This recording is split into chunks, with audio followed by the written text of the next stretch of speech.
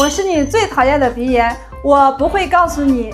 你鼻塞流鼻涕，一睡觉就水泥封鼻，喷嚏还打个不停。阿亲，都是我干的好事，我更不会告诉你。每年一到换季，花粉简直就是你的噩梦，就连夏天吹个空调，冬天吹个冷风，养个可爱的小宠物都会让我更加猖狂。我还不会告诉你，你用力擤鼻，不仅擤不干净，还会让鼻腔压力增大，让我的兄弟中耳炎找上你。哈哈哈哈！停。如何缓解秋季过敏性鼻炎？一、尽量减少户外活动，特别是在花粉浓度较高的时段，如早晨和傍晚，以减少花粉等过敏源的吸入。二、外出时佩戴眼镜和口罩，以减少过敏源的吸入和接触。回家后及时淋浴，去除室外带入的花粉等过敏源。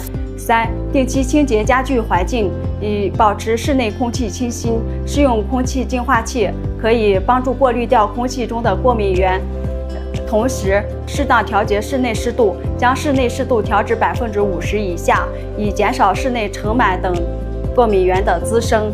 四、注意个人卫生，勤洗手洗脸，避免用手揉眼睛和鼻子，以减少过敏源的接触和传播。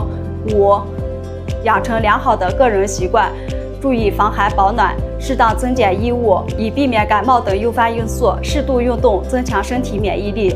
最后，温馨提醒大家，有过敏性鼻炎病史的人群应定期到医院检查，以了解自身的过敏源，并采取相应措施进行治疗。